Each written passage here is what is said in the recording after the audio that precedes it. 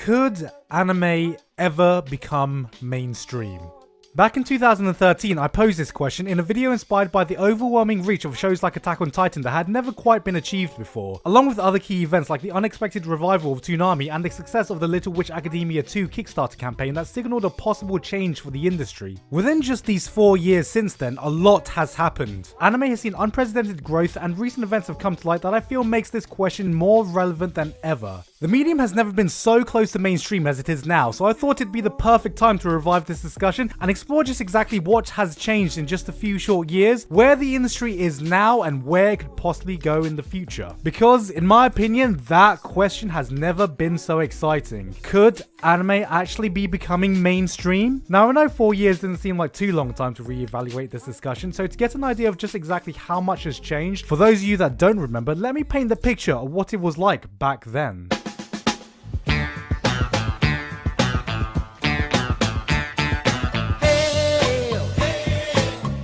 The year is 2013. The 8th console generation had just started, Harlem Shake fever was taking over the internet, and streaming services were just starting to pick up steam. Crunchyroll were leading the pack in a big way, but along with them we saw sites like Daisuki, Animax, and Viewster trying to get their foot into the market to varying success. See, before this, the only real ways to consume media legally came from waiting however many months or years it took for a show to get released on physical media, which hardly anyone did. There was a gap, and the streaming industry was more than happy to fill this gap, being just on the cusp of booming as a whole, but we didn't know that at the time. It was a widely agreed sentiment that if anime were to ever have the chance of bleeding into the mainstream, a television presence would have to play a big part in it, as stupid and outdated as that thought is now. But that was the climate only 4 years ago. Mainstream hits were unheard of, with the big three carrying the majority of that weight for years. Even with big hits within the community like Madoka, Steins Gate, and Fate Zero, nothing looked even close to touching the popularity they had gained before. But with two of them coming to an end, it was this period where Sword Art Online and Attack on Titan made their presence known in a way nobody saw coming. Having shows get close to the level of popularity that Naruto and One Piece held was unheard of, but managing to do that with a concise and easily digestible 25 episode package just made them so much more accessible to larger audiences. Before this, the whole seasonal anime culture was just starting to take shape, and I'd argue that it was these two shows, coupled with that ease of accessibility through streaming services that had a few good years to put their foot on the ground, that got the ball rolling overall. Streaming, as it seems, was the way forward. I'm a puppet on a string, Tracy Island time. There is no question how big a part streaming has played within these past few years for anime. If the boom in the early 2000s was due to the internet giving increased accessibility leading to the rise of fan subs and torrents, this era of streaming and simulcasting is where that accessibility reached critical mass. The one to most obviously benefit from this was, of course, Crunchyroll, especially when you consider just how massive they've become at this point, and in turn how rapidly they have ascended to the forefront of online anime distribution. To think that back in mid-2012, when Sword Art Online started airing, Crunchyroll had less than 100,000 paid subscribers, and since then they've experienced exponential growth every single year, doubling to hit 200k by March 2013, doubling again to hit 400k by November 2014, jumping to 700k by October 2015, and managing to hit a full million by February of this year. That's a 10-fold increase in less than 5 years, which is an astounding progress as far as raw numbers are concerned. Every other competitor always seems to be just a step or two behind them, and it's only just recently with the intervention of multi-billion mega corporations that we've actually seen some competition. One of them, of course, being Netflix. Now, Netflix saw its own massive growth these past few years, but instead of being in the anime sphere, it pioneered the way the populace consume media, shifting us over from TV to online on-demand streaming. Remember that outdated mentality that anime had no chance of being mainstream without television? Well, without Netflix leading that charge in streaming, it still would be that way, which is why the company taking an active interest in anime may be one of the best things to happen to the industry. Maybe. We'll get back to that. Having a mainstream mega hits, SAO, Attack on Titan, One Punch Man, all available on Netflix only increased their spread, and you had people like Bill Burr tweeting about how he watched One Punch Man on that platform. But I would be hard pressed to assess the impact of streaming services for anime without acknowledging the other side of the spectrum. illegal sites. In the wake of the rise of internet streaming, the once go-to way to pirate anime through fansubs and torrents has drastically reduced in popularity. In its place took the staggering growth in traffic for illegal streaming sites. Currently, the top illegal anime streaming site, which I respectfully won't name but we all know what it is, has an Alexa global rank of 287, with around double the traffic that Crunchyroll gets. Granted, Crunchyroll is more focused in the US, but to put things into perspective, it ranks higher than the likes of IGN, GameFAQs, and Hulu. That's right, the biggest illegal streaming service for anime gets more traffic than two of the highest ranked video game media outlets and one of the biggest streaming services in America. And that is just one site. Whatever your opinion on illegal services is a topic for another video, but it's hard to deny the reach that streaming has given anime over these past few years. And that's not even all that's been happening. One thing that's really caught my attention recently is the opportunity to experience anime more commonly in a place that I never really could before.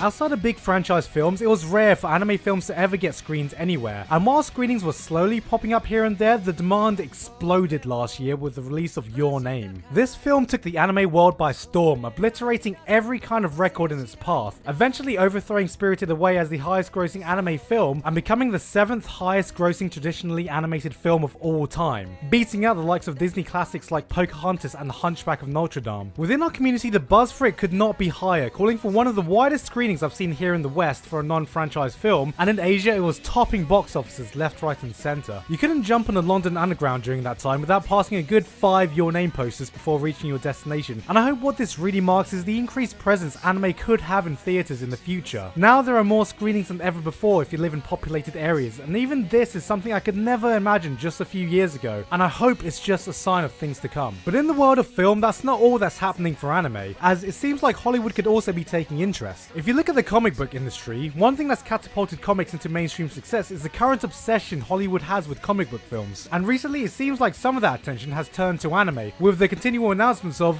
love them or hate them, live action adaptations. Naruto, Cowboy Bebop, Sword Art Online, even fucking One Piece. All these shows have Western adaptations in the work, whether you think it's a good idea or not. And this is ignoring Ghost in the Shell, which came out earlier this year. It's a far cry from getting an MCU mega hits just yet, or even getting a single decent adaptation, but surely one of these days, Hollywood will learn how to do an anime adaptation done right. Don't quote me on that. Looking at things like Netflix's upcoming live-action Death Note, it may seem weird to have a foreign take on a Japanese IP, but this mix of culture could be something we'll be seeing more of in anime itself, because more and more, anime is becoming a global industry.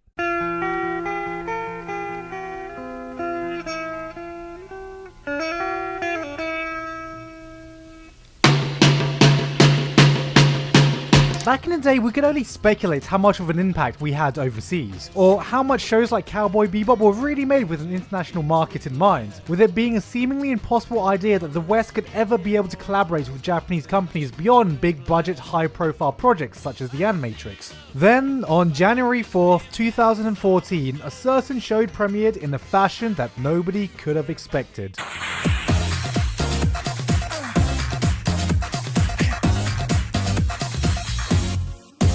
The successful revival of Toonami was not only unexpected for the reignited interest of a dead time slot, but the premiere of Space Dandy on it set a landmark that had never been achieved before. Not only was it being broadcasted with a dub simultaneously to its Japanese release, but the official premiere of the show was broadcasted in America before it was in Japan. This was unheard of. In a time when you'd usually have to wait almost a year to hear the dub release, here was a show that premiered in the West before it did in Japan, in a foreign language no less. And while the show itself didn't leave a massive mark in the community that year, it was a small sign that Japanese companies were willing and interested to collaborate with outside markets. Fast forward to today, and we now not only have concrete data of this, but we're at a point where we can say that foreign companies have an active involvement in the anime making process. The Counterperfect has done a great in-depth breakdown of just how global the medium of anime has become, not only for companies involved, but also for individual staff members who work on anime. The days of anime being exclusively produced domestically in Japan, only to be licensed and distributed down the line to other countries are slowly coming to a close. It's no secret that a lot of animation is outsourced to other Asian countries like Korea and China, and with heavy international involvement of recent productions coming to fruition on top of that, it's clear that the global market for our beloved medium is booming. More and more we are seeing the gap closing between the Japanese and international industry. You have foreign animators given key positions in anime productions. Crunchyroll went from simply licensing anime to now becoming a part of the production committee to fund anime, finally bearing fruit with the release of Masamune Kin's Revenge and Kemono Friends this year. Creator of the Boondocks LaShawn Thomas has also led the charge with shows of truly international collaborations. Firstly with Cannon Busters, which was animated by Studio Satellite, and more recently with Children of Ether, the world's first Crunchyroll original anime that includes key staff from big names who have worked on some massive titles and animated by a studio with ties in both Japan and France. On top of this, let's not forget that one sensation that blew through the internets last year.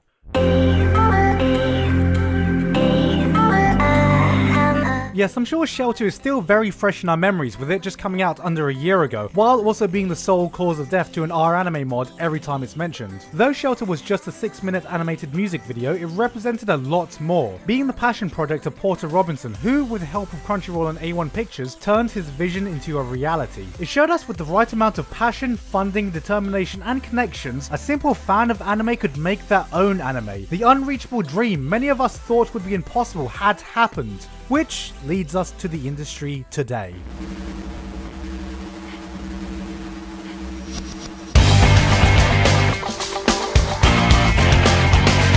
2017 seems to be the time when all these events have come together into overdrive, and I get the feeling we could be on the cusp of something big. We've gotten to the point where the industry has garnered the attention of multinational media titans who are investing heavily in it. Amazon launched Anime Strike, which, while just a joke for a lot of the community when it first launched, has continually acquired many of the best shows every season, to the dismay of many fans. Sony has acquired majority stakes in Funimation in a move that has left fans excited but cautious at the same time, and Netflix most of all seems to be interested in heavily investing in anime. After announcing that surprisingly 90% of anime viewed on their platform comes from outside Japan, they announced 10 new original anime series, including Misaki Yuasa's Devilman, a full series for Cannon Busters, Baki the Grappler, Saint Seiya, along with the Godzilla movies that were announced earlier this year, and many more. This goes on top of the Death Note live-action movie, Blame, and Castlevania earlier this year, a series which, even though has no Japanese involvement in its production at all, was obviously anime-inspired and marketed heavily towards the anime audience. Being the juggernaut of media streaming online, Netflix having this significant interest in anime has already led to some great opportunities for the medium, and while I still have major problems with their policy on licensing and simulcasting, if anime were to properly become mainstream in the future, I believe Netflix will have a major part to play. But I'd be remiss if I talked about the influence of the international industry without mentioning China. Yes, in terms of outside investment, China has been the fastest growing market and possibly has the biggest audience outside of Japan. The Chinese anime-focused video sharing site Bilibili actually draws in more traffic than any other anime-related site on the internet, even the illegal ones. Hell, even I have a significant following on Bilibili, with some videos that rival my views on YouTube, which, as an aside, hi Bilibili, I'm not going to embarrass myself by trying to speak Chinese, but thank you for all your support. Shish it. Fuck, I shouldn't have done that. This is more fruit with shows like Blood Ivors and The King's Avatar, just adding more fuel to this clusterfuck of a fire of what is and isn't anime, and whether we should even care about this discussion as we pave the way in the future for more international collaborations. Let's not forget that some of the major anime announcements this year weren't safe for Comiket or any other Japanese convention, but for Anime Expo and Japan Expo, an American and French convention respectively. The debate isn't if anime will become a global phenomenon or not anymore, it already is. The real question is how far it will go, because the international growth of the industry within the past few years has been something we could have never imagined. 10 years ago, if I walked on the street and asked a random passerby if they knew what anime was, chances are they'd have no idea what I was talking about. But today, even if they'd never have seen anime in their life, it's more likely that they would have heard the term. It's slowly seeping into the attention of mainstream pop culture, especially for more younger audiences who spend more time on social media. Facebook, YouTube, Twitter, Instagram. We've all seen the memes and GIFs that have started to float around, not to mention these little tidbits that have spread into mainstream media and bigger YouTube channels. It almost feels like we're at where the gaming industry was a few years ago. A niche nerd culture once looked down upon, slowly becoming accepted and slowly seeping into mainstream attention, with multi-billion mega corporations stepping in to see if they can get a piece of that pie. The ball is rolling and there is a lot of momentum, so what could this really mean? I'm an alligator. I'm a for you. Well, what I mentioned 4 years ago with more money equaling more shows is already happening, as aside from what Netflix announced, the sheer number of anime coming out today is around double that of in 2007. And in 2015, around 35% of anime's revenue came from overseas markets. But aside from this, something else I find interesting is what anime could come to represent. With more and more international collaborations and multinational staff members working on anime coming about, we may get to the point where this debate as what counts as anime and what doesn't becomes moot, as the only ones who actually cared about this debate originally was our community outside of Japan. The word anime and its whole perceived aesthetic may become more akin to a marketing tool because with the rise of 3D animation in Hollywood, investing in a 2D animation that can be marketed towards the anime audience seems like a profitable venture for that route. In fact, Netflix's Castlevania is this exact concept. Our community has been shouting for years about how diverse a storytelling medium anime is for 2D animation, so I wouldn't be surprised if this typical anime aesthetic was used as a way to get projects greenlit for animations that might not have seen the light of day otherwise, simply because our community is a proven profitable market for 2D animation. Like Castlevania, the influence of anime could be seen in animated shows globally, and you also have many new animators taking inspiration from anime, so I wouldn't be surprised if the whole anime aesthetic at the very least finds its roots in a lot of international animation. This is all just speculation on my part, because after all this, I'd like to end it on a personal anecdote. It's been over 10 years since I started making anime videos on YouTube, and over 15 since I became an anime fan.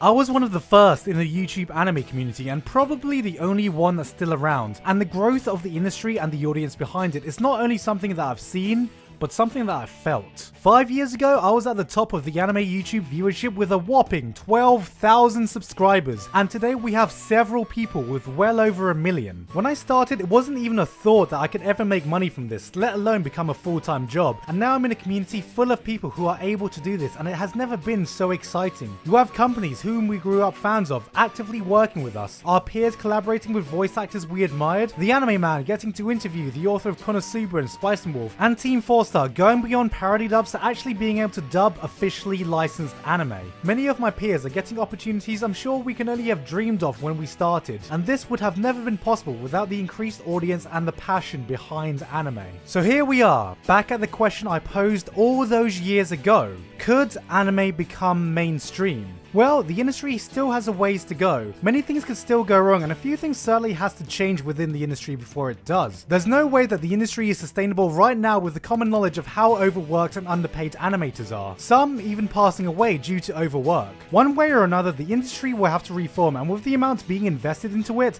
there's always a chance that the bubble will burst, causing the industry to crash. Or equally so, the inclusion of mega corporations getting greedy could cause the current growth and interest in anime to halt, and we might never see the same momentum we are now. Nothing is set quite in stone yet, but no matter how you look at it, the tides are changing, and whether you like it or not, anime has never been as popular or as close to mainstream as it is now. For better or worse, a lot is happening, but if I could today take you on this journey on all the exciting things that have happened for anime in the last 4 years since I first posed that question, come the next 4 or 5 years, who knows where we could be.